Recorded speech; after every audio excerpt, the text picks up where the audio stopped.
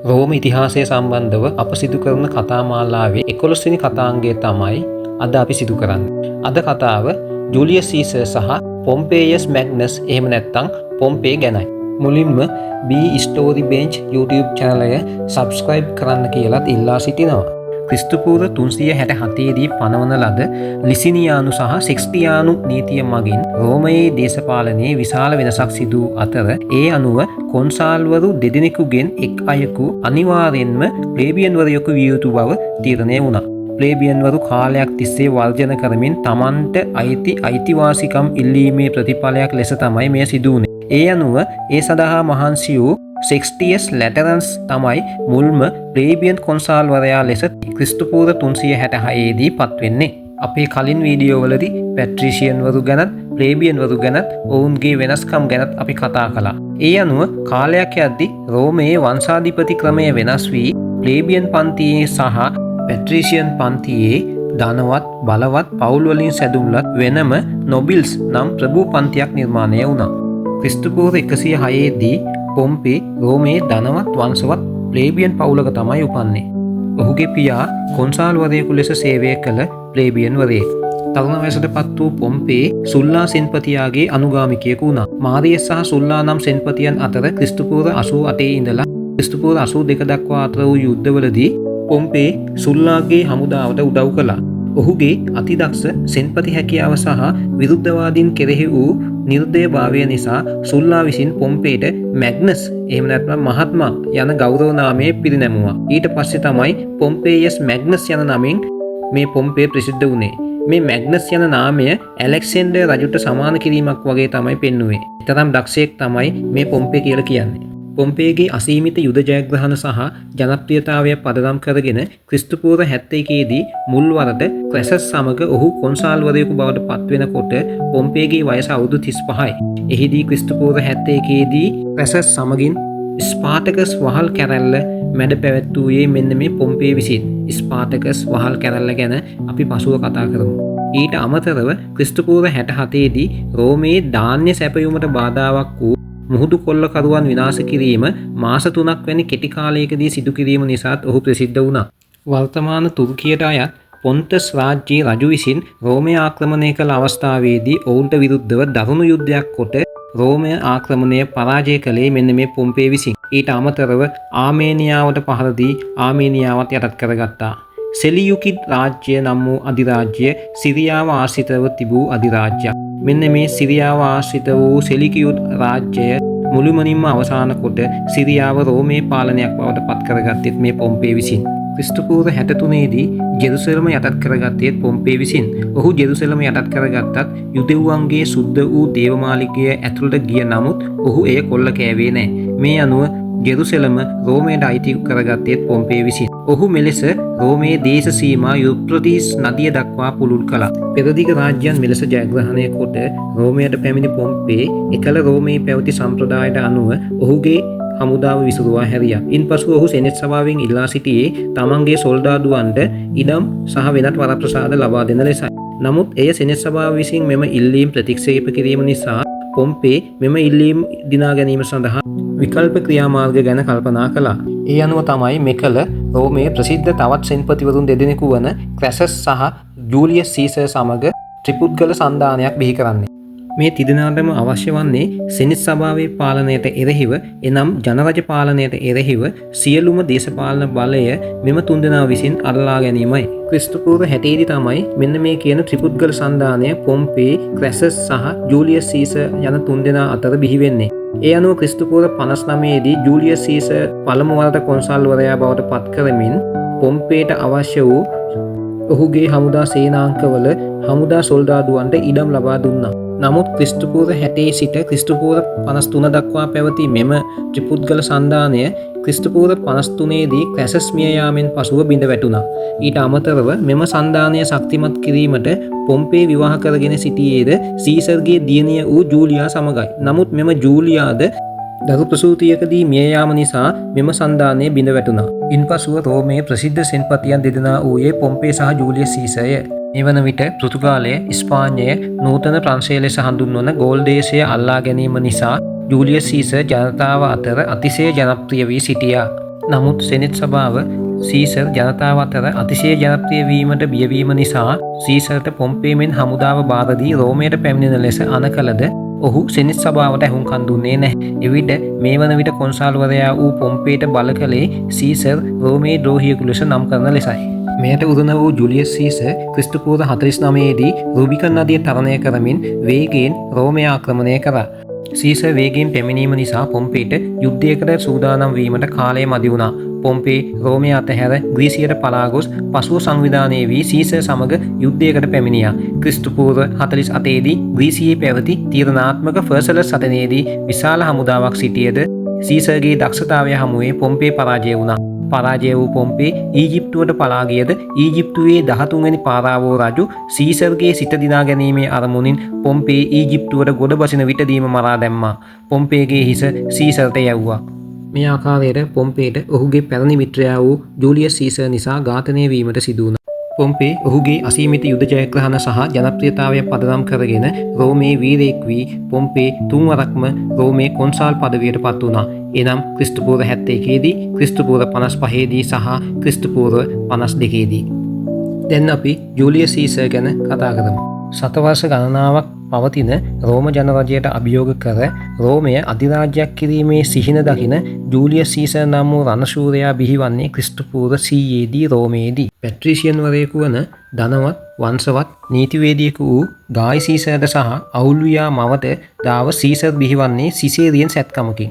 පසුව ග්‍රීසියට ගොස් ග්‍රීක කුලයේ ඇපලෝනියස් නම් වූ විශිෂ්ට ආචාර්යවරයාගෙන් නීතිය කලාව තර්කශාස්ත්‍රය ඉගෙනගෙන සීසර් නීතිවේදියෙකු ලෙස සේවය කරනවා.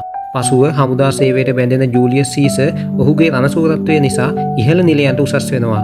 ආණ්ඩුකාර තනතුරු පවා ලබා ගන්නවා. ක්‍රිස්තුපූර්ව 69 දී ඉස්පාඤ්ඤයේ වැඩබලන නිලධාරියා ලෙස පත්වීම ලබන විට සීසර්ගේ වයස අවුරුදු 31යි. ක්‍රිස්තුපූර්ව 61 දී පමණ ඉස්පාඤ්ඤය සහ පෘතුගාලය ඇතුළු රාජ්‍යයන් සමග යුද්ධ කොට එම රාජ්‍යයන් යටත් කරගන්නා ජූලියස් සීසර් එහි ප්‍රධාන රාජ්‍ය නිලධාරියා ලෙස වැඩබාර ගන්නේ රෝමේ කොන්සල්වරු දෙදෙනාගේ සහ සෙනෙට් සභාවේ අනුමැතිය ඇතුවයි.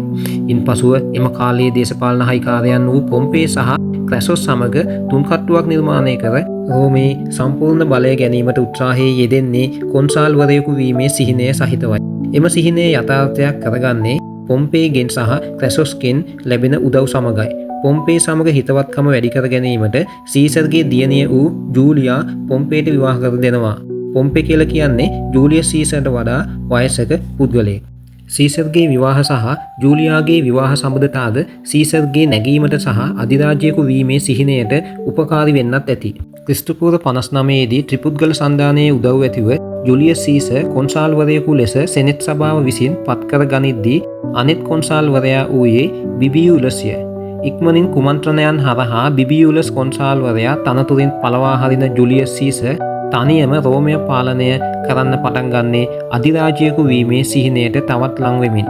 වසරක කොන්සල් තනතුරෙන් පසුව ගෝල් දේශය බාර රාජ්‍ය නිලධාරියා බවට පත්වන ජූලියස් සීසර් ක්‍රිස්තුපූර්ව 58 සිට ක්‍රිස්තුපූර්ව 52 දක්වා වසර 6ක විශාල යුද්ධයක් මෙහෙයවා අවසානයේදී එලීසියාවේදී අවසාන සටන මෙහෙයවා සුප්‍රසිද්ධ ගෝල් දේශය එනම් නූතන ප්‍රංශය සහිත ප්‍රදේශය රෝමයට ඈදා ගන්නවා. සූරපප්පා කතාවට පාදක වෙන්නෙත් මෙන්න මේ ගෝල් දේශයයි. ගෝල් දේශයේ නායකයා වූ වාසින්ජේටෝරික්ස් මෙම ඇලිසියා සටනේදී අත්අඩංගුවට පත්වෙනවා. මෙම ගෝල් දේශයේ යුද්ධ මාලාවේදී සීසර්ගේ දකුණු අතසේ ක්‍රියා කළ සෙන්පතියා වූයේ මාක් ඇන්තනී නම් සෙන්පතියාය. විශේෂ දෙයක් කියන්නම්. මෙන්න මේ කාලයේදී ලංකාවේ රජ කළේ චෝරනාග රජතුමාය. චෝරනාග රජතුමා කියන්නේ වලගම්බා රජතුමාගේ පුතා. මෙම ගෝල් දේශය කියලා කියන්නේ රෝමයටත් වඩා ඉතා විශාල ප්‍රදේශයක්. මෙම ගෝල් දේශ ආක්‍රමණය ජූලියස් සීසර් විසින් සිදු කරන්නේ සෙනෙට් සභාවේ අවසරයක් නොමැතිව. මීට කලින් ඉස්පාඤ්ඤය සහ පෘතුගාලය රෝමයට ඇදාගෙනත් තිබුණා ජූලියස් සීසර් විසින්. මෙන්න මේ අවස්ථාවේදී පොම්පේ සමග එකතු වූ සෙනෙට් සභාව ජූලියස් සීසර් ද්‍රෝහියෙකු ලෙස නම් කොට නැවත රෝමයට පැමිණීම තහනම් කළේ තනි රජෙකු ලෙස සීසර් නැගී සිටීම වැළැක්වීමට සහ දිගටම සෙනෙට් සභාව සහිත ජනරජයක් ලෙස රෝමය පවත්වාගෙන යාමේ අරමුණින්.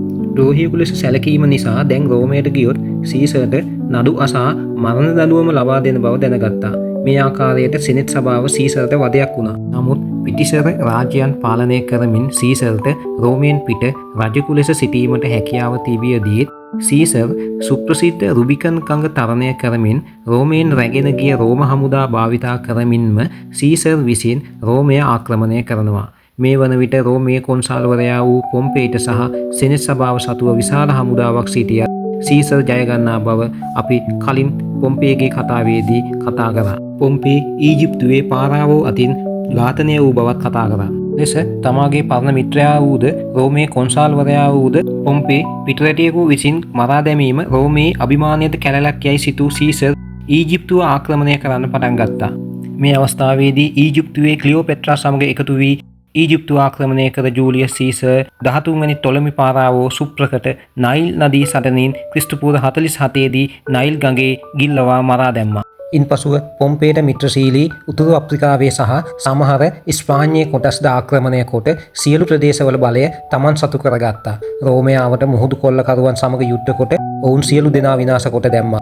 තමන්ගේම රට වූ රෝමයම ආක්‍රමණය කොට ජයගත්තා. සීසර් යුක්තිගරුකයි, යුද්ධයට දක්ෂයි, ජනතාව කිව්වා. ක්‍රිස්තුපූර්ව 48 සිට සීසර් රෝමයේ පාලකයා වූ පසු රෝමයේ දුප්පත් ජනතාවට ඉඩම් ලබා දුන්නා, රැකියා ලබා දුන්නා. වංශාධිපතිවරුන්ගෙන් ජනතාවට සිදුවෙන අසාධාරණකම් නැවැත්වීම සඳහා නීති සම්පාදනය කළා. එවකට රෝමයේ තිබූ දින 355 කැලෙන්ඩරයේ වෙනුවට දින 365 නිවැරදි කැලෙන්ඩරයක් සීසර් විසින් හඳුන්වා දුන්නා. සීසර් තමන්ගේ සියලුම යුද්ධ සහ දේශපාලන ක්‍රියාකාරකම් ලේඛනගත කළා අනාගතයට බලාගත හැකිවන පරිදි. සීසර් තවදුරටත් ජනතාව අතර ජනප්‍රිය වුණා. ඒකාධිපතියෙක් විදියට වැඩ කරන්න පටන් ගත්තා. ක්‍රිස්තුපූර්ව 49 දී පොම්පේ රෝමය හැරයාමෙන් පසුව තාවකාලික රෝමයේ ආඥාදායකයා වූ ජූලියස් සීසර් ක්‍රිස්තුපූර්ව 48 දී පොම්පේ පරාජය කිරීමෙන් පසු ස්ථීරවම ආඥාදායකයා ලෙස වසරක පත්වීමක් ලැබුවා. නමුත් ක්‍රිස්තුපූර්ව 46 දී ඔහු රෝම ජනරජ සම්ප්‍රදාය කඩ කරමින් වසර 10ක් සඳහා ආඥාදායක තනතුරු ලබා ගත්තා. නමුත් තවදුරටත් බලය තහවුරු කරගත් ජූලියස් සීසර් නැවත ක්‍රිස්තුපූර්ව 44 දී ජීවිතාන්තය දක්වා ආඥාදායකයා බවට පත්වීම ලබා ගත්තා. රජෙකුට සමාන බලයක් රෝම ජනරජයේ නීති වෙනස් කරමින් ඔහු විසින් ලබා ගත්තා. මෙසේ ඒකාධිපතියෙකු ලෙස ක්‍රියා කරමින් රෝම ජනතාව අතර තව තවත් ජනප්‍රිය වන සීසර් ඔහුගේ රුව සහිත රෝම කාසි නිර්මාණය කරනවා. රජෙකුගේ අසුනකට සමාන අසුනක හිඳගන්නවා. රජෙකු ලෙස තමාගේ ඇඳුම වෙනස් කරගන්නවා. ජූලියස් සීසර් ජීවිත කාලය තුළ නීත්‍යානුකූලව කාන්තාවන් තිදෙනෙකු සමග විවාහ වී සිටියා. දේශපාලන බලය තහවුරු කර ගැනීමට මෙම විවාහයන්ද ඔහුට බෙහෙවින් උපකාරී වුණා. සීසර්ගේ පළමු බිරිය වූයේ කොරනේලියාය. විශේෂත්වය වනුයේ කොරනේලියා සමග විවාහ වී සිටි කාලයේ රෝමයේ ඒකාධිපති පාලකයා වූ සුල්ලා විසින් කොරනේලියාව දිස්කසාද කරන ලෙස සීසර්ට දැනුම් දීමයි. එයට හේතු වූයේ කොරනේලියාගේ පවුල සුල්ලාගේ විරුද්ධවාදී පවුලක් වීම නිසාය. නමුත් සුල්ලාට බිය නොවූ සීසර් රෝමය හැරගොස් කොරනේලියා සමග ජීවත් වුණා. කොරනේලියාට සීසර්ගෙන් ලැබුණු දියණිය තමයි ජූලියා.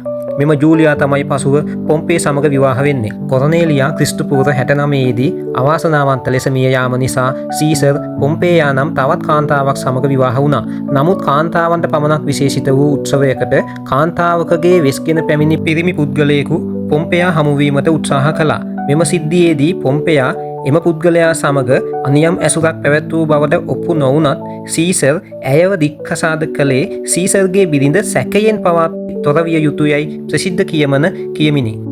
ඉන්පසුව සීසර් කැල්පර්නියා සමග විවාහ වූ අතර ඉවසිලිවන්ත සහ සීසර්ට ඉතා පක්ෂපාතී බිරිඳක් වන ඇය සීසර් මිය යන තෙක්ම ඔහු සමග ජීවත් වුණා. සීසර් ඝාතනය වන දින උදෑසන ඇය නපුරු සිහිනයක් දැක සීසර්ට එදින නිවසින් බැහැර නොයන ලෙස ආයාචනා කළත් එය නොසා ගිය සීසර් එදින සෙනෙට් මණ්ඩලයේදී ඝාතනය වුණා. මීට අමතරව ජූලියස් සීසර්ට තවත් අනියම් සබඳතා පැවති බව සඳහන් වන අතර ඊජිප්තු රැජින වන ක්ලියෝපෙට්‍රා සමග පැවති ආදර සබඳතාවය ඉන් ප්‍රසිද්ධ එකක්.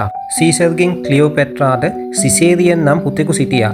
රෝම නීතියට අනුව රෝම පුරවැසියෙකුට විදේශීය කාන්තාවක් සමග විවාහ වීමට නොහැකි නිසා ඇය සීසර්ගේ නීත්‍යානුකූල බිරිඳක් ලෙස සලකන්නේ නැහැ. සීසර්ගේ නීත්‍යානුකූල දියණිය වන ජූලියාට අමතරව සිසේරියන් නම් පුතෙකු ක්ලියෝපෙට්‍රාගෙන් ලැබුණු බව අපි දැන් සඳහන් කරා. මීට අමතරව සීසර් විසින් හදාවදාගත් දරුවෙක් සිටිය ඔක්ටේවියන් කියලා. එම ඔක්ටේවියන් සීසර්ගේ සහෝදරියෙකුගේ පුතෙක්. මෙන්න මේ ඔක්ටේවියන් තමයි පසුව ඕගස්ටස් සීසර් නම් අධිරාජ්‍යයා බවට පත්වෙන්නේ. ඒ ගැන අප පසුව කතා කරමු. සීසර් කියන්නේ තනිකරම යුද්ධයක්. යුද්ධයක් තියෙනවා නම් සීසර් එතන රණශූරයෙක්, ජනතාව පැත්තෙන් යුක්තිකරක පාලකයෙක්. ක්‍රිස්තුපූර්ව 44 දී ජීවිතාන්තයේ දක්වා ආඥාදායකයා ලෙස ජූලියස් සීසර් පත්වීමෙන් පසු ක්‍රමක්‍රමයෙන් රෝමයේ ජනරජ ක්‍රමය විනාශ වී අතිශය ජනප්‍රිය වෙමින් ඒකාධිපතියෙකු ලෙස ජූලියස් සීසර් නැගී සිටීමට විරුද්ධ වූ සීසර්ගේම සෙනෙට් සභාවේ 60 දෙනෙකුගෙන් යුත් විමුක්තිදායකයින් ලෙස හඳුන්වා දුන් කණ්ඩායමක් නිරායුධව සිටි සීසර් සෙනෙට් සභාව අමතමින් සිටින විට සීසර් බලාපොරොත්තු නොවූ ලෙස පිහි ඇනුම් 23ක් කොට සීසර් ඝාතනය කරනවා ක්‍රිස්තුපූර්ව 44 මාර්තු 15 වෙනිදා. සීසර් තමන්ගේ සහෝදරයෙකු ලෙස සහ පුතෙකු ලෙස විශ්වාස කළ වරක් යුද්ධයකදී සීසර්ගෙන් අභයදානය ලබාගත් බ්‍රූටස් මෙහි එක් මහා මොලකරුවෙකු විය. මහා පාවා දෙන්නෙකු වූ බ්‍රූටස්ගෙන් සීසර් මැරණ මොහොතේ පුදුමයෙන් අසා ඇත්තේ බ්‍රූටස් ඔබත් යනුවෙනි.